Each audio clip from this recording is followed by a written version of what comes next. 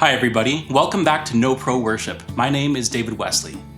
This is our fourth video in a mini-series on the acoustic guitar. And today we're going to be talking about playing in the key of E, which is my absolute favorite key to play in. But before I get into that, I just want to give a big shout out to my patrons on Patreon. Without your support, these videos would not be possible. Especially I want to give a shout out to my super patrons MARSHA, HANSEN, Jendrik, Föhlisch, and Faye Miller. So what's so special about the key of E, and why is it my favorite? We actually have to go back in time a bit to before I started playing the guitar. As a piano player and someone who had been in concert bands and marching bands, and as someone who wrote and arranged music, when I see a chord transition, say from a B suspended to a B major on a piece of sheet music, that's what I expect to hear from the people I'm leading. And when I didn't get that from my guitar players, I was a little bit annoyed, confused maybe, but I was pretty new at the game, so I kind of let it slide.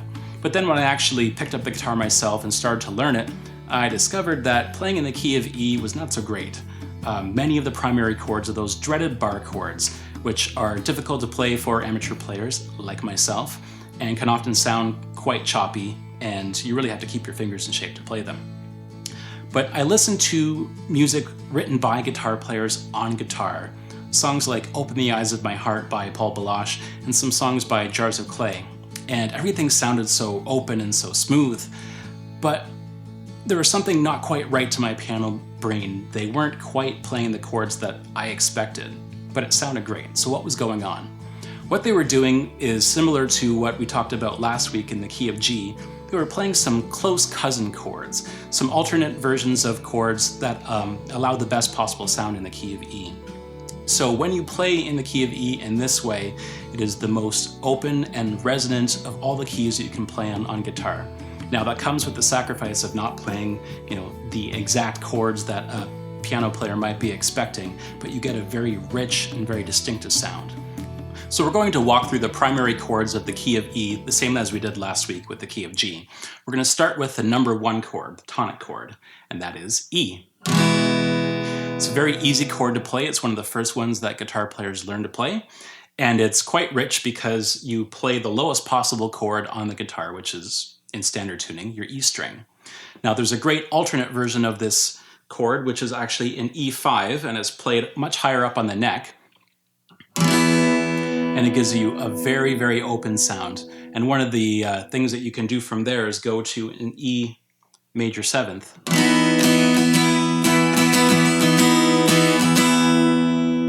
So it gives you a little bit of color there. The number 5 chord in the key of E is B, also known as the dominant chord. And this is where we start running into trouble with those bar chords. So this is what would be expected if I actually wanted to play the real thing. And that's quite a strain on my fingers. That shape of a bar chord is quite difficult for me to play. Now, in this alternate scheme where we're trying to make the most open sound possible, the alternative is a B suspended or B sus. So it kind of rings out on as many open strings as possible. And there's another variation of this up the neck that actually combines a B major with a B sus. So you get the 3rd and the 4th together. So it's quite a pretty sound, but it's a bit dissonant because normally you have just the 3rd or the 4th in there, and here you have both. The number 4 chord in the key of E, also known as the subdominant, is A.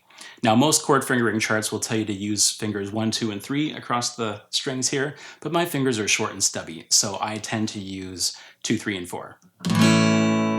It's a pretty straightforward chord, but I find that sometimes that C sharp, which is fretted on the B string, can get a little bit sharp.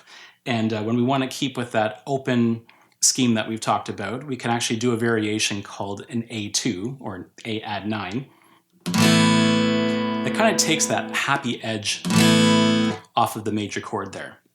There's another variant of the key that actually gives you the C sharp and the B that I find quite nice. The number 6 chord in the key of E, also known as the submediant, is C sharp minor.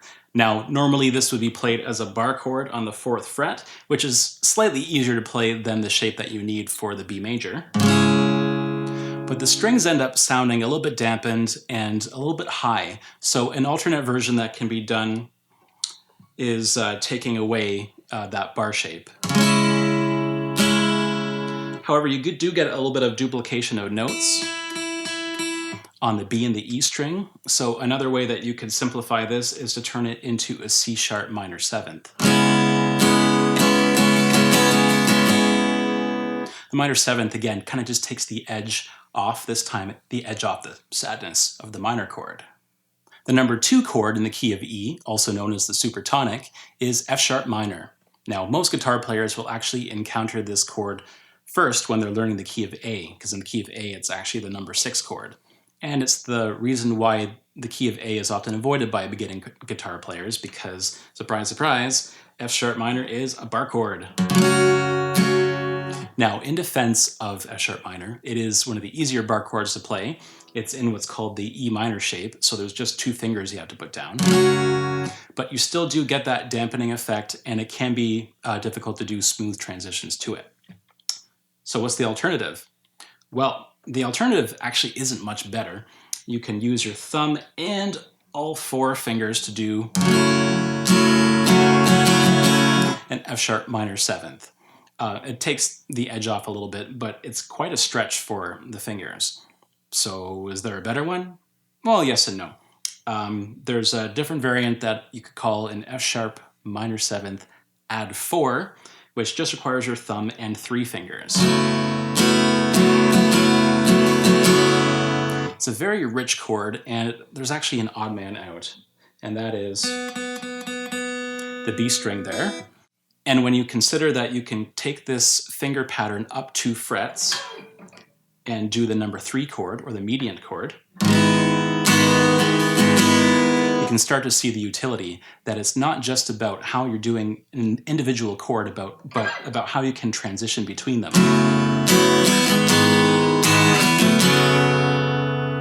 So those are all the primary chords of the key of E: 1, 2, 4, 5, and 6.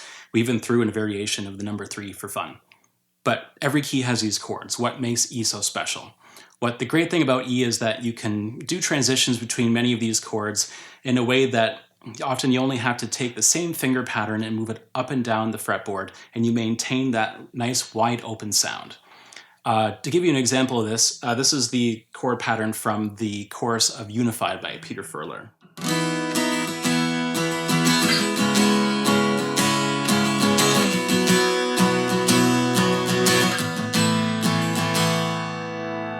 So just a walk down the neck, and this is actually very common in songs that are written in E. The other great thing about the key of E is those alternate positions for your 1, 4, 5, and 6 chords that you can easily play up the neck, and you can go back and forth between those versions and the ones in the root position for a great effect. You can use it for contrast, say between like a verse and a chorus. But just to show you the difference in sound, here is the chords for the chorus of Open the Eyes of My Heart.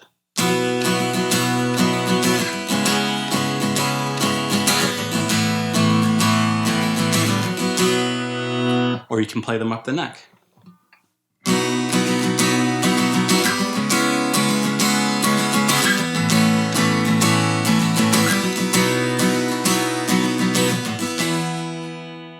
The last and most important reason why I like the key of E is that it's forgiving.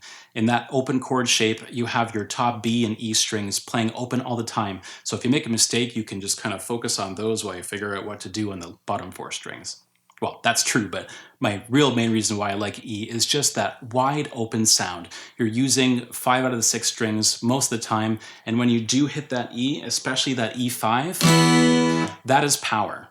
So one really practical example of why the key of E is important for the song that I mentioned before and played a bit of, Open the Eyes of My Heart, it can be done in the key of E in a way that is just absolutely energetic, even with a guitar by itself unaccompanied. But a church that I was at a number of years ago, the worship leader was playing from the piano, and she had a slightly lower voice, and she wanted to do that song in the key of D. And I tried to explain to her that that would really rob it of a lot of the energy. And I wasn't talking about the vocal energy from singing higher and straining your voice. It was just, how can you make a comparison between the E and trying to play that same thing in D? It's just not the same. So thanks for watching this video on playing guitar in the wonderful key of E. E is big, it's bold, it's beautiful, it's open, and it has a lot of color when you're playing in these alternate open positions. Now, I would strongly encourage you to share this video with the piano players in your life, especially if they're playing on your worship team, and especially if they're the leader of your worship team. Because piano-based leaders need to know the strengths and the weaknesses of the different keys on guitar and how you can deploy them properly. Sometimes you want big and bold like E, and sometimes you want something a little bit more delicate. And I make these videos every Friday because I believe that God's people deserve leaders that grow. And next Friday, we're gonna grow into the key of D. So I just want to shout out again to my patrons on Patreon. You guys make this all possible. If you're interested in supporting these videos, you can visit my Patreon page at patreon.com/DavidWesley. And I will see you next week.